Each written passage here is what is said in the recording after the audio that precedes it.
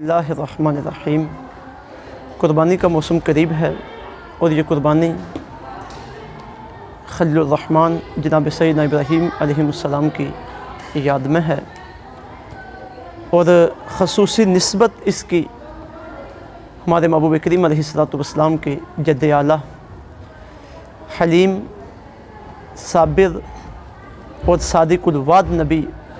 جناب سیدنا اسماعیل علیہ السلام کے ساتھ ہے، اور ان کا اور ان کے والد گرامی کا بارگاہ خداوندی میں ہر چیز قربان کر دینے کا اور صبر و رضا کے اظہار کا جو جذبہ تھا، اسی جذبے کو تا قیام قیامت سلامت رکھنے کے لیے اور تازہ رکھنے کے لیے اہل اسلام میں سے مالدار لوگوں پر اسے ہماری شریعت میں واجب قرار دیا گیا۔ کتنی خوبصورت بات ہے کہ جناب سیدنا اسماعیل علیہ السلام کے صدقے پوری دنیا میں کتنے لوگ قربانیاں کرتے ہیں، قربانیوں کا گوشت کھاتے بھی ہیں، اور کیا ہی خوبصورت ہو کہ اس کے ساتھ ساتھ ہم جناب سیدنا اسماعیل علیہ السلام کی سیرت طیبہ کو سمجھ کر اس پہ عمل کی بھی کوشش کریں، یعنی عید کے دنوں میں جس نبی کے نام پر ہم قربانی کا گوشت کھائیں، کچھ نہ کچھ اس کی سیرت طیبہ پر عمل کا ارادہ بھی کریں۔ آپ کی سیرت طیبہ کو اگر دیکھنا ہو، اسے سمجھنا ہو، اس کا مطالعہ کرنا ہو، تو قرآن پاک کے اوراق کا اگر ہم مطالعہ کریں تو مختلف مقامات پہ اللہ رب العزت نے آپ کا ذکر فرمایا۔ کہیں آپ کی صفت حلیمی کو ذکر کیا گیا، کہیں آپ کے صبر کو ذکر کیا گیا، کہیں آپ کے صادق الوعد ہونے کو ذکر کیا گیا، کہیں آپ کے مبلغ ہونے کو ذکر کیا گیا۔ آج سورہ مریم کے ایک مقام سے آپ کی سیرت طیبہ کا ایک مختصر سا نقشہ اور ایک مختصر جھلک میں آپ کے سامنے رکھنا چاہ رہا ہوں۔ سورہ مریم کی آیہ نمبر 54 اور آیہ نمبر 55 میں اللہ رب العزت نے بڑے خوبصورت انداز میں آپ کا ذکر فرمایا۔ ارشاد باری تعالیٰ ہے وَاذْكُرْ فِي الْكِتَابِ اسماعیل، ذکر کیجئے کتاب میں اسماعیل کا،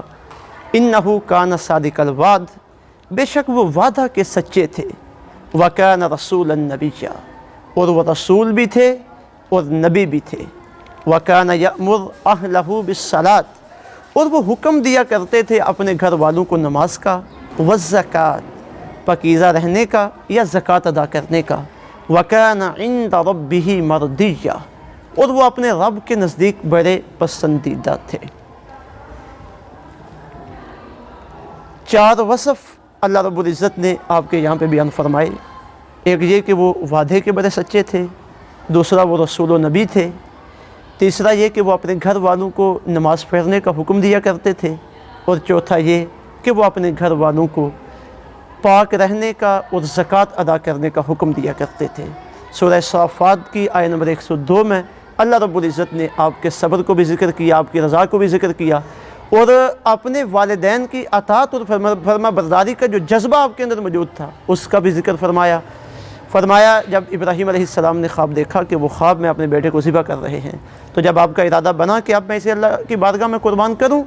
تو اس ارادے کو پایہ تکمیل تک پہنچانے کے لیے جب وہ چلنے لگے تو انہوں نے آپ کے ساتھ بطور مشورہ یہ بات کی، فرمایا اے میرے بیٹے انی اری فی المنام انی اذبحک فانظر ماذا تری، میں نے خواب میں دیکھا ہے کہ میں تجھے ذبح کر رہا ہوں،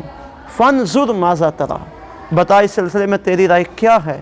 تو آگے سے آپ نے جو کلمات ارشاد فرمائے یہ اللہ رب العزت کی اطاعت، فرما برداری، صبر اور رضا پہ بھی دلالت کرتے ہیں، اور والدین کی اطاعت و فرما برداری پہ بھی دلالت کرتے ہیں۔ آپ فرمانے لگے یا ابت افعل ما تؤمر، اے میرے والد گرامی، اللہ رب العزت کی طرف سے آپ کو جو آرڈر دیا گیا آپ کر گزریے، ستجدنی انشاءاللہ من الصابرین، اگر میرے اللہ نے چاہا تو آپ مجھے صبر کرنے والا پائیں گے۔ یہ صبر، رضا، وعدے کا سچا ہونا، نماز پڑھنا، نماز کا حکم دینا، پاک رہنا، پاکیزگی کا حکم دینا، اور والدین کی اطاعت و فرما برداری، یہ آپ کی سیرت طیبہ کی مختصر سی جھلک ہے۔ اس عید قربان کے موقع پر آپ کے نام کا گوشت بھی ضرور کھائیں اور آپ کی سیرت طیبہ کو اپنانے کی بھی کوشش کریں۔ اللہ رب العزت ہمیں آپ کے پاکیزہ نقش